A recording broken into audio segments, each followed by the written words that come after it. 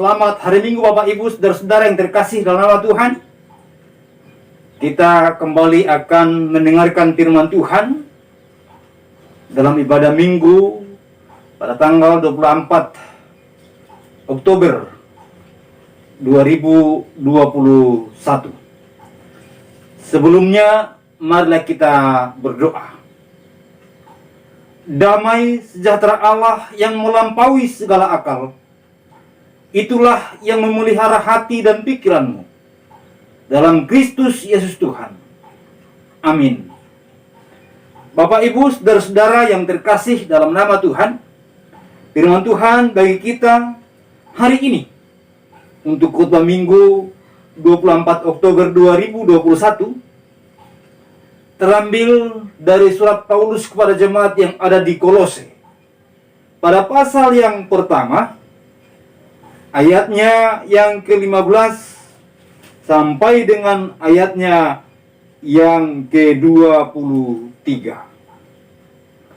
Dengan judul perikop Lembaga Alkitab Indonesia, Keutamaan Kristus. Firman Tuhan, Ia adalah gambar Allah yang tidak kelihatan, yang sulung, lebih utama dari segala yang diciptakan. Karena di dalam Dia telah diciptakan segala sesuatu yang ada di sorga dan yang ada di bumi, yang kelihatan dan yang tidak kelihatan, baik singgasana maupun kerajaan, baik pemerintah maupun penguasa. Segala sesuatu diciptakan oleh Dia dan untuk Dia. Ia ada terlebih dahulu dari segala sesuatu, dan segala sesuatu ada di dalam Dia. Ialah kepala tubuh, yaitu jemaat. Ialah yang sulung, yang pertama bangkit dari antara orang mati, sehingga Ia yang lebih utama dalam segala sesuatu. Karena seluruh kepenuhan Allah berkenan diam di dalam Dia, dan oleh Dialah Ia memperdamaikan segala sesuatu dengan dirinya, baik yang ada di bumi maupun yang ada di sorga. Sesudah Ia mengadakan pendamaian oleh darah salib Kristus, juga kamu yang dahulu hidup jauh dari Allah dan yang memusuhinya dalam hati dan pikiran, seperti yang nyata dari perbuatanmu yang jahat, sekarang diperdamaikannya di dalam tubuh jasmani Kristus oleh kematiannya, untuk menempatkan kamu kudus dan tak bercacat celah di hadapannya. Sebab itu kamu harus bertekun dalam iman, tetap teguh dan tidak tergoncang, dan jangan mau digeser dari pengharapan Injil yang telah kamu dengar dan yang telah dikabarkan di seluruh alam di bawah langit, dan yang aku ini, Paulus, telah menjadi pelayannya. Demikian jauh pembacaan firman Tuhan, yang berbahagialah setiap orang yang mendengar dan melakukan firman Tuhan. Bapak Ibu Saudaraku yang terkasih dalam nama Tuhan, tema kita pada minggu hari ini yaitu Kristus sebagai Tuhan. Saudara-saudara yang terkasih dalam nama Tuhan, ayat ini adalah ayat yang sering sekali dipakai oleh orang-orang tertentu untuk memperdebatkan apakah benar Dia Tuhan ataukah ciptaan. Saksi Yehova, mereka selalu menggunakan ayat ini hendak mengatakan bahwa Yesus tidak setara dengan Allah, tidak setara dengan Allah Bapa. Karena bagi mereka, Yesus diciptakan. Sesuatu yang diciptakan tidak akan mungkin sama dengan penciptanya. Itulah nalar mereka, dan sering sekali mereka menggunakan ayat ini untuk sebagai perdebatan ketika dia dikatakan pada bagian ini dia adalah gambar Allah. Dan kemudian ketika dikatakan bahwa dia adalah yang pertama dari segala sesuatu yang diciptakan, atau yang sulung dari segala sesuatu yang diciptakan. Jadi mereka menuntut bahwa Yesus adalah ciptaan. Dan dengan demikian mereka katakan Yesus tidak perlu disembah. Yesus bukan Tuhan, karena dia adalah ciptaan, bukan Tuhan. Mereka memperkatakan demikian. Tetapi mereka sesungguhnya tidak membaca ayat ini dengan cara yang benar, dengan cara seksama. Mereka juga tidak mendalami dari cara penulisannya, yaitu secara gramatikalnya. Bahkan juga secara arti leksikal atau arti kamus pun mereka tidak menerjemahkannya dengan cara yang baik. Sehingga mereka membuat suatu statement dan kesimpulan akhir, Yesus adalah gambaran Allah saja, dan Yesus adalah ciptaan yang menggambarkan Allah, tetapi bukan Allah. Saudara-saudara yang terkasih nama Tuhan, mereka berpikir Kristus itu bukan Tuhan, karena Kristus hanyalah sebuah ciptaan yang mungkin sederajat dengan manusia seperti kita, sama seperti kita, dan juga mungkin bagi mereka Yesus itu bahkan lebih rendah daripada manusia, karena disebut hanya sebagai ciptaan saja. Saudara-saudara yang terkasih dalam nama Tuhan, hari ini saya mau menyampaikan firman Tuhan kepada kita bahwa Kristus adalah Tuhan. Dia adalah Allah yang sama, yang sehakikat, yang sederajat, yang memiliki kemampuan yang sama dengan Allah Bapa. Dan hal itu juga boleh kita lihat dari ayat-ayat ini, saudara. Di sini kita boleh membaca ialah gambar Allah yang tidak kelihatan, yang sulung, lebih utama dari segala sesuatu yang diciptakan. Saudara yang terkasih nama Tuhan, kata gambar yang dimaksudkan di sini adalah bahwa dia yang menggambarkan secara persis tentang Allah, di mana bahwa dia adalah pribadi yang dapat menunjukkan karakter, yang dapat menunjukkan tentang kuasa, yang dapat menunjukkan tentang hikmat Allah, yang dapat menunjukkan segala sesuatu tentang Allah secara sempurna, secara benar. Itulah sebabnya Yohanes juga menulis pada pasal yang pertama ayat 18 di sana dikatakan, tak seorang pun dapat melihat Allah, tetapi anak tunggal Allah yang di pangkuan Bapa, dialah yang menyatakannya. Artinya baik ayat ini maupun kalau kita bandingkan dengan Yohanes 1 ayat 18, itu akan memperkatakan melihat Kristus sama saja dengan melihat Allah Bapa. Melihat Kristus sama dengan melihat Allah. Bukan berarti saya mengatakan bahwa tidak perlu lagi ada Allah Bapa. Tidak, bukan itu maksudnya. Yang saya maksudkan dan yang firman Tuhan katakan adalah bahwa Yesus adalah Allah. Dia bukan manusia biasa. Benar dia manusia, tetapi dia manusia yang tak berdosa. Untuk kepentingan penebusan saudara dan saya. Tetapi dia bukan ciptaan, tapi dia bahkan sebagai pencipta. Saudara-saudara yang terkasih nama Tuhan, ketika kita merenungkan firman Tuhan ini, maka kita akan terkagum dengan Kristus Tuhan. Jika kita merenungkannya dengan cara yang benar, jika kita membaca dan menelitinya dengan cara yang baik, maka kita akan bersujud dan berkata, Tuhan, Engkau Allah yang luar biasa. Dan kita akan menunjukkan suatu kekaguman yang sangat agung dan luar biasa, karena dia benar-benar Allah Tuhan. Jadi saudara yang terkasih nama Tuhan, Kristus sebagai Tuhan, di sini kita dapat merenungkan dia menggambarkan secara persis, secara 100%, apa yang ada pada Allah itu ada pada dia. Dan saudara-saudara yang terkasih nama Tuhan, kemudian dari ayat ini juga kita dapat melihat sebuah kebenaran yang sangat luar biasa ketika dikatakan bahwa ia adalah gambar Allah yang tidak kelihatan, yang sulung, lebih utama dari segala sesuatu yang diciptakan. Jadi Dia adalah yang lebih utama dari segala sesuatu yang diciptakan.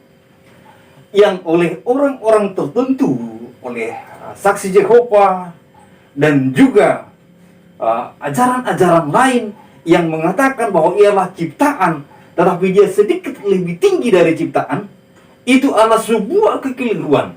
Karena kata yang dipakai untuk kata yang sulung pada bagian ini, itu adalah prototokos, yang artinya adalah bahwa bukan hanya sekedar yang pertama, tetapi penyebab pertama.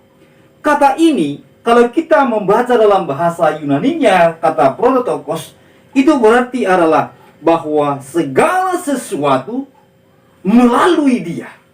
Itulah sebabnya ayat selanjutnya dikatakan demikian. Jadi kata prototokos tidak selalu berarti bahwa dia yang pertama, tetapi juga sering sekali dipakai untuk menyatakan dia penyebab pertama. Pes Klaus, penyebab yang pertama, pencipta. Itulah yang dijelaskan dalam kitab Kejadian. Katakan, berfirmanlah Allah, maka jadilah, jadilah, jadilah, jadilah. Saudara-saudara yang terkasih nama Tuhan, jadi kata prototokos pada bagian ini bukan berbicara tentang dia yang pertama dari semua yang diciptakan, tetapi dia yang menciptakan. Dia penyebab dari semua yang diciptakan itu. Artinya bahwa dia adalah pencipta. Dan itu selaras dengan apa yang dikatakan dalam kitab Kejadian pasal 1. Oleh karena itu, saudara terkasih nama Tuhan, Kristus sebagai Tuhan itu adalah ya dan amin. Mengapa? Karena dikatakan dia menggambarkan secara 100%, dia menggambarkan secara penuh dan tidak ada kekurangan dari segala kualitas kealahan, dari segala kepenuhan kealahan, itu ada di dalam dia. Dia mencipta. Dia juga, kalau kita membaca selanjutnya, dia adalah penebus atau pendamai.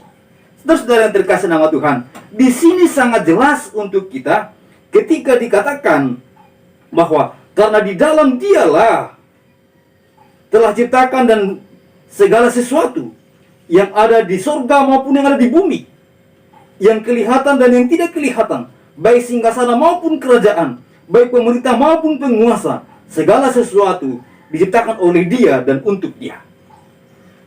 Para pengkritik Alkitab, mereka selalu mencoba memisahkan konteks dari pembacaan. Bagaimana orang akan dapat mengkritik Alkitab? Maka mereka akan memenggal-menggal setiap kata. Mereka akan memisahkannya dari konteksnya. Lalu mereka akan memperkatakan hanya sebagian yang mereka inginkan.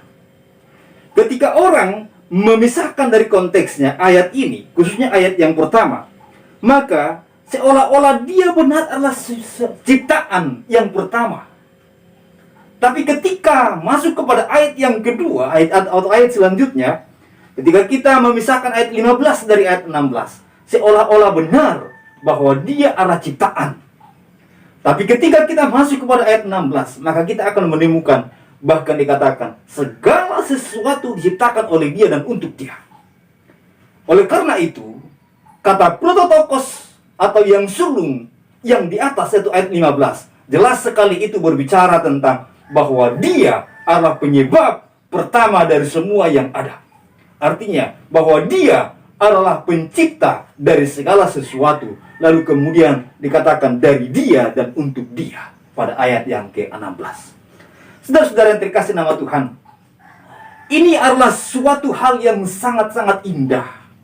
Dia yang menciptakan alam semesta, dia menciptakan segala isinya, dia menciptakan yang dapat kita lihat, bahkan yang tidak kita lihat.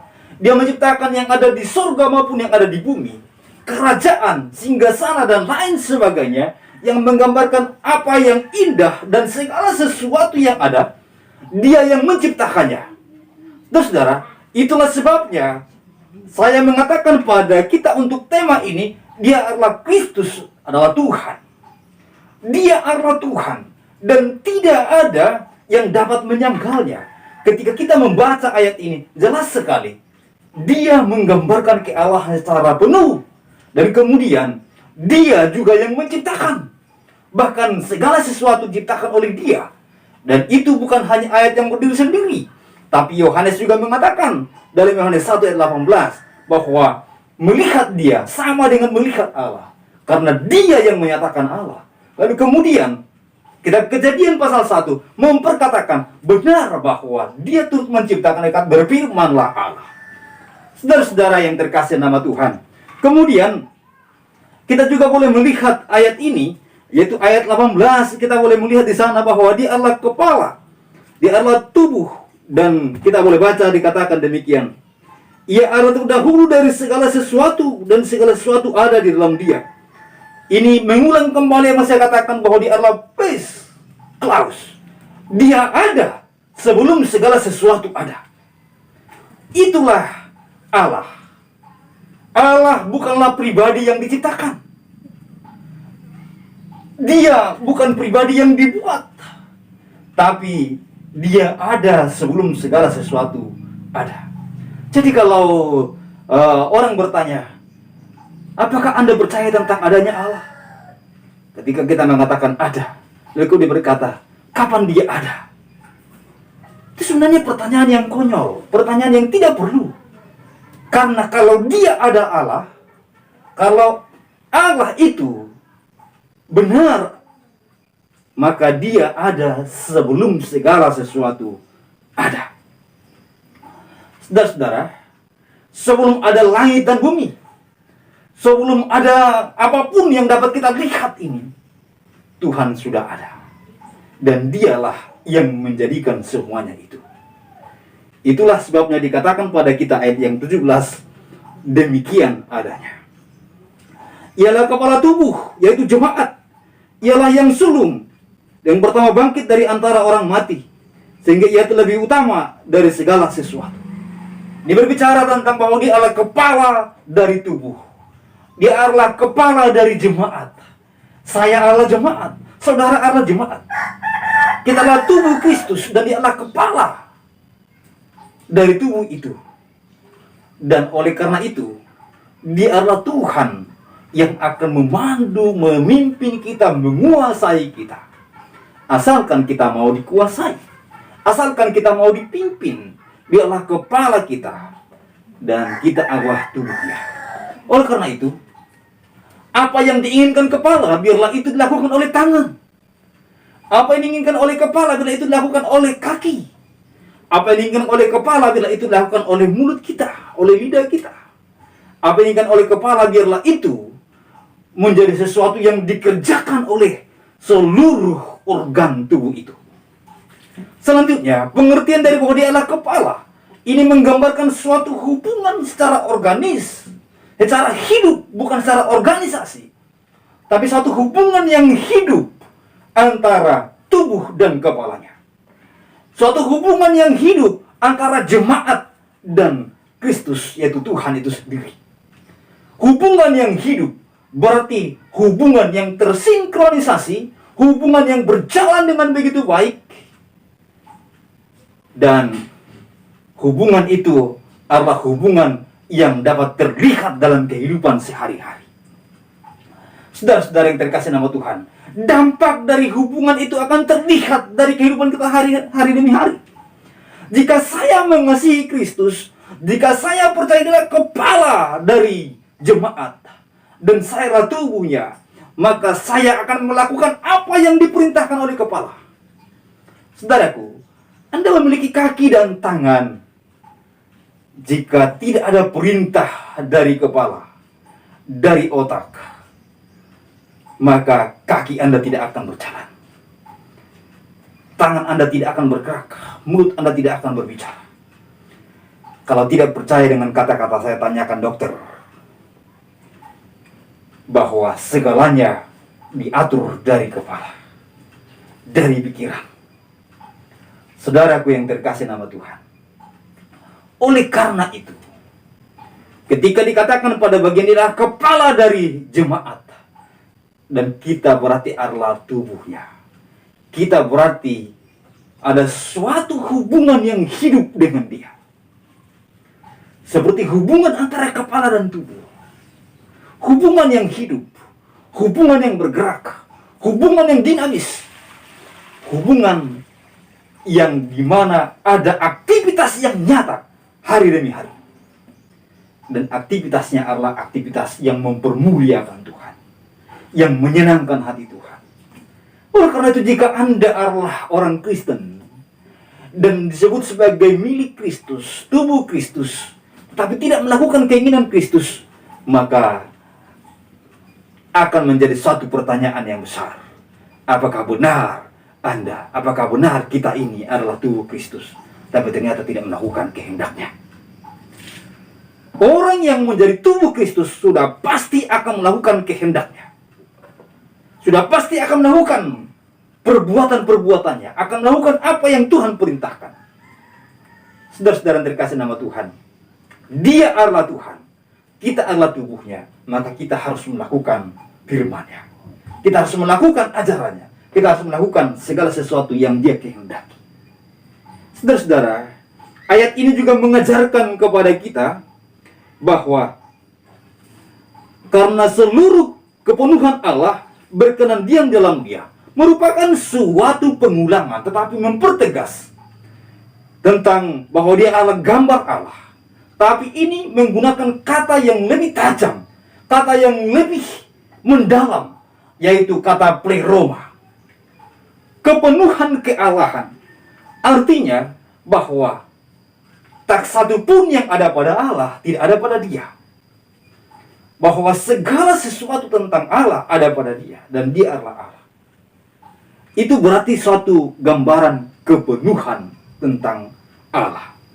Saudara-saudara yang terkasih nama Tuhan, kata pleroma ini menggambarkan bahwa tidak berkekurangan, baik secara hakikat, bahkan juga secara fungsi, bahkan juga secara kualitas dan kemampuan.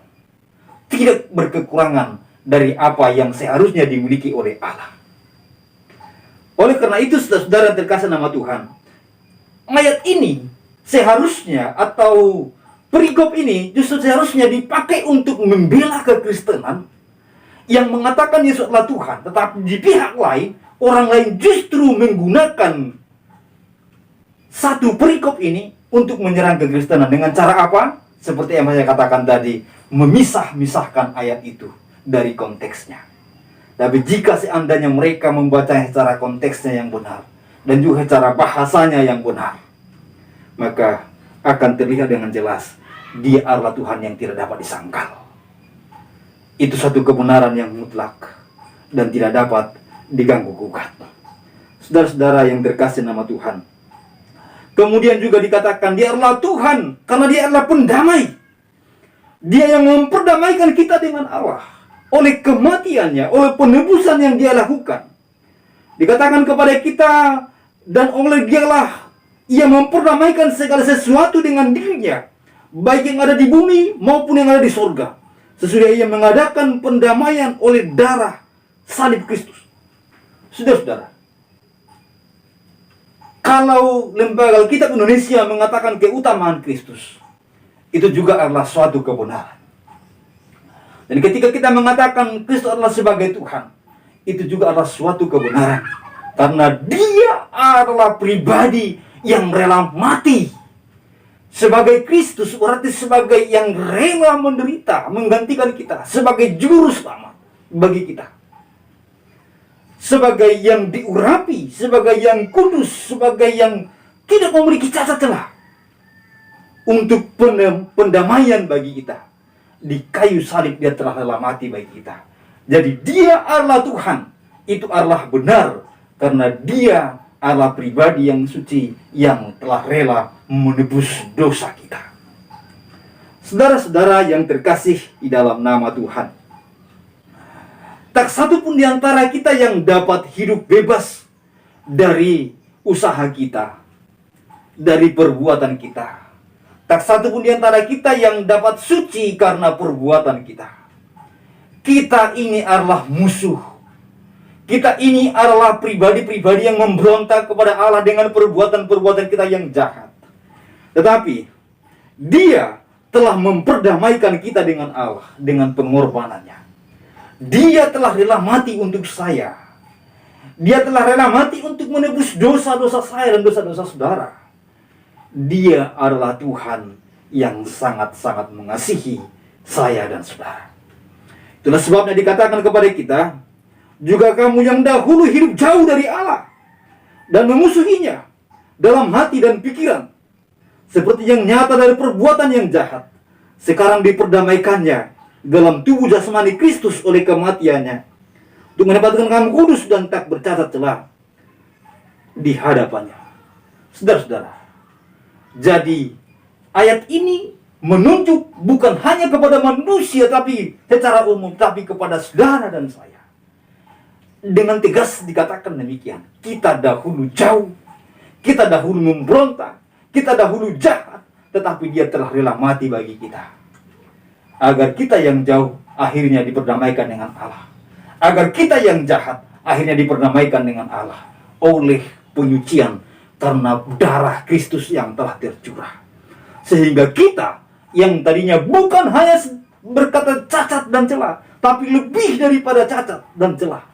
Artinya begitu banyak dosa yang kita miliki, lalu kemudian dikatakan kita disucikan dan tidak bercacat celah. Artinya semuanya dosa dan pelanggaran kita disucikan secara murni total dan tidak tersisa.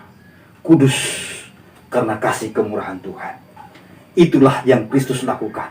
Dia adalah Tuhan. Dia adalah Tuhan bagi saudara dan bagi saya. Bukan hanya Tuhan dalam pengertian di kepala, tetapi Tuhan di dalam hati kita, di dalam pikiran kita, dalam perbuatan kita. Itulah sebabnya di ayat yang terakhir dikatakan kepada kita, sebab itu kamu yang harus bertekun dalam iman, tetap teguh dan tidak tergoncang, dan jangan mau digeser dari pengharapan Injil yang telah kamu dengar dan telah dikabarkan di seluruh alam di bawah langit, dan yang aku ini Paulus telah menjadi pelayannya. Karena Kristus adalah Tuhan, dan dia mutlak 100% Allah dan 100% manusia. Dia menebus saudara, dia memperdamaikan saudara dengan Allah. Dia telah rela mati untuk Anda dan saya. Dialah pribadi yang penuh kasih dan kemurahan, yang mengasihi saudara dan saya. Maka kita harus bertekun di dalam Dia, di dalam Injil, dalam kabar baik yang telah Dia berikan, untuk kita hidup dan tak bergeser dan tak bergoncang dari ajaran yang telah Dia berikan. Hiduplah bagi kemuliaan Allah. Tetaplah bergantung kepada Tuhan. Tuhan memberkati kita. Marilah kita berdoa. Terpujilah Engkau ya Bapa atas segala kasih kemurahan-Mu. Hari ini kami telah mendengarkan firman Tuhan. Engkau adalah Tuhan, Yesus Juru Selamat kami. Engkau adalah Juru Damai yang memperdamaikan kami. Dan oleh karena itu, ajarilah kami dan mampukanlah kami hidup berkenan kepada Tuhan. Sebagai gereja yang adalah tubuh-Mu, kami memiliki hubungan yang hidup dengan Engkau, agar hidup kami adalah hidup yang mempermuliakan Engkau, melakukan apa yang Engkau inginkan, dan tidak melakukan apa yang Engkau larang. Oleh karena itu, mampukan kami sebagai anak-anak-Mu, sebagai tubuh-Mu, untuk menyatakan kasih, kuasa, dan kemurahan-Mu di tengah dunia ini. Hamba berdoa bagi mereka yang mendengarkan firman Tuhan, dikala mereka ada yang sakit, Engkau jamah sembuhkan mereka. Jika ada di antara mereka yang lemah, Engkau menguatkan mereka. Jikalau ada di antara mereka yang berkesusahan, Tuhan memberikan penghiburan bagi mereka. Yang berkekurangan diberi kelimpahan dan kecukupan. Lalu ya Bapa di sorga, berkati kami sepanjang hari ini, bahkan sepanjang usbu yang baru. Dalam tangan-Mu kami serahkan hidup kami. Terpujilah Engkau ya Bapa. Dalam nama Tuhan Yesus kami bersyukur berdoa. Saudaraku yang terkasih nama Tuhan, pergilah kepada aktivitas-Mu dan terimalah berkat Tuhan. Kiranya kasih karunia dan damai sejahtera dari Allah Bapa dan Tuhan kita Yesus Kristus, dengan perantaraan Allah Roh Kudus itulah yang menyertai, memberkati saudara hari ini sampai selama-lamanya. Amin. Amin. Tuhan memberkati kita semua. Selamat hari Minggu. Sampai ketemu kembali di edisi berikutnya.